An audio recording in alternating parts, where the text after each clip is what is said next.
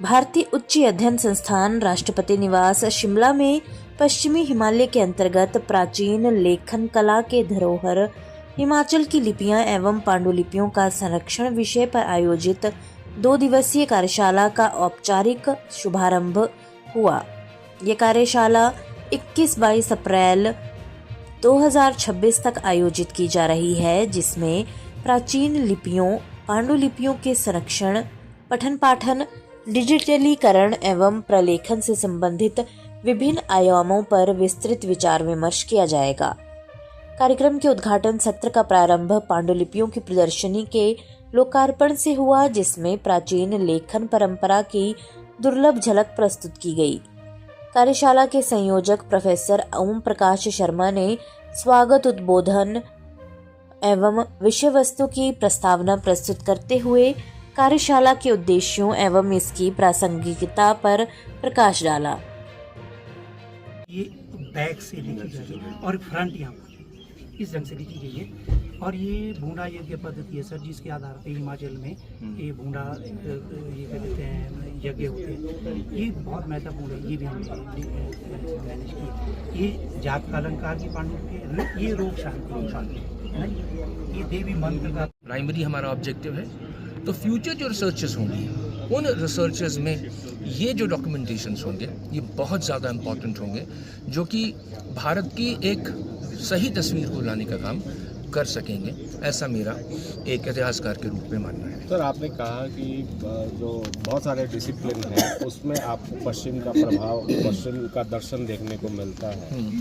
तो ये जो कार्यशाला आयोजित की जा रही है, ये जो आप संग्रहित कर रहे हैं, इसको आप आगे किस तरह से लेके जाएंगे? क्या हम इसको जो है सिलेबस में लाएंगे, क्या करेंगे? देखिए, सिलेबस की जहाँ तक बात है तो क्यूरिकुलम स्ट्रक्चरिंग एक अलग बात हो जाती है। क्यूरिकुलम स्ट्रक्चरिंग में चीज़ें तब आ पाती हैं जब हम उसको नॉलेज को डिसमिनेट करके और एक फॉर्म में लेकर के आते हैं। वो जैसे ही आएंगी, ये प्रक्रिया है, प्रोसेस है। इस प्रोसेस में हम सिर्फ राष्ट्रीय अभिलेखागार में क्या स्रोत मौजूद है उसके आधार पर भारत के इतिहास और भारत के दर्शन को समझने का काम नहीं कर सकते हैं।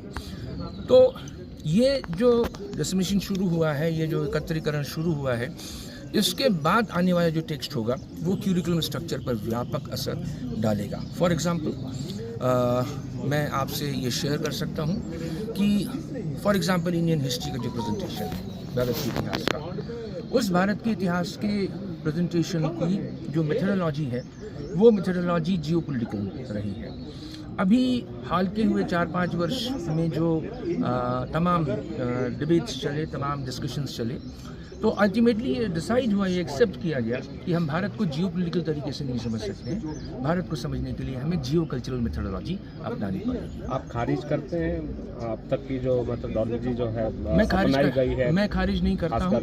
पोस्ट इंडिपेंडेंस मैं खारिज करते ही नहीं करता हूँ। हाँ, ये डिबेट एकेडमिक्स में डिबेट्स एंड डिस्कशन से दुनिया चलती है, खारिज करने से नहीं चलती है। और उस एकेडमिक डिबेट्स और डिस्कशन में ये प्रश्न मैं ज़रूर उठाता हूँ कि क्या भारत के समाज को समझने के लिए हमें पश्चिम की मेथोडोलॉजी और टूल्स से हम भारत के समाज को कभी समझ सकते हैं? हमारे समाज का अलग मैकेनिज्म है, उसको समझने के लिए हम वेस्टर्न टूल्स और मेथोडोलॉजी और का इस्तेमाल करके भारतीय समाज को कभी समझने का काम नहीं कर सकते। ये मेरा ज़रूर मानना है। नमस्कार, मैं प्रोफेसर ओम प्रकाश शर्मा, टैगोर फेलो, भारतीय उच्च अध्ययन संस्थान शिमला। और सबसे पहले तो मैं इलेक्ट्रॉनिक मीडिया, प्रिंट मीडिया का बहुत अभिनंदन, वंदन, स्वागत करता हूं। हम एक महत्वपूर्ण विषय को लेकर के भारतीय उच्च अध्ययन संस्थान शिमला में ज्ञान भारतम की कड़ी के अनुरूप पश्चिमी हिमालय के अंतर्गत हिमाचल की जो लिपियां और पांडुलिपियां हैं उस पर कार्यशाला का एक आयोजन आज कर रहे हैं। उसका उद्घाटन सत्र अभी कुछ ही क्षणों के बाद प्रारंभ होने जा रहा है। वस्तुतः पश्चिमी हिमालय में अगर आप देखें, जो 5 खंड हिमालय के हैं, आपके नेपाल, पूर्वांचल, केदार, जालंधर खंड और हमारा कश्मीर खंड, ये 5 हिमालय के महत्वपूर्ण खंड है। इसमें महान विरासत लिपि और पांडुलिपियों के आधार पर विद्यमान है। शारदा जो कश्मीर में 9th सेंचुरी 10th सेंचुरी के बाद जो है प्रसरित होती है, फलती फूलती है, उसकी ही 5 लिपियाँ टांकरी, पाबुची, बटाखरी, पंडवानी और चंदवानी उसकी ही पुत्रियाँ हैं। उसमें असंख्य पांडुलिपियाँ हिमाचल के जिला शिमला, सिरमौर और उत्तराखंड के जौंसार बावर में उपलब्ध है, मिलती हैं। उनकी ही प्रदर्शनी हमने आज यहाँ पर लगाई है। उसके ऊपर ही चर्चा 2 दिन की कार्यशाला में होने वाली है। और ये पांडुलिपियाँ ऐसी पांडुलिपियाँ हैं जो किसी पुस्तकालय में नहीं मिलती। ये गांव-गांव में जा कर के लगभग 25 वर्षों के मेरे श्रम साध्य कार्य के बाद हम इस कार्य को यहाँ पर हम अंजाम दे रहे हैं। और विशेष रूप से जब से हम 2 वर्ष पूर्व टैगोर फेलो के रूप में इस अध्ययन संस्थान में आए थे, हम लिपि और पांडुलिपियों के ऊपर ही कार्य कर रहे हैं। मैं बहुत आभार व्यक्त करता हूँ हमारी भारतीय उच्च अध्ययन संस्थान की जो अध्यक्षा है प्रोफेसर शशि प्रभा कुमार जी, जो विशेष रूप से मेरी ऊर्जा की स्रोत है, और हमारे निदेशक प्रोफेसर हिमांशु कुमार चतुर्वेदी जी, जिन्होंने मुझे प्रेरित किया कि आप इन लिपि और पांडुलिपियों की एक कार्यशाला आयोजित करें, और तब जाकर के हम एक भावी पीढ़ी को ये दे पाए कि ये कितनी महत्वपूर्ण विरासत है जो पश्चिमी हिमालय के अंतर्गत हिमाचल और उत्तराखंड के जौंसार बावर में विद्यमान है। ये इस धरोहर को बचाए रखना कितना महत्वपूर्ण है और इन जनरेशन टू कम कितना सिग्निफिकेंट रहने वाला है फॉर स्टडीज? ये आपका जो प्रश्न है ये बहुत महत्वपूर्ण प्रश्न है।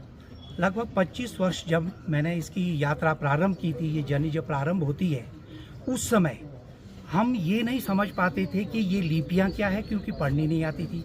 पांडुलिपियाँ क्या है, ये पढ़नी नहीं आती थी।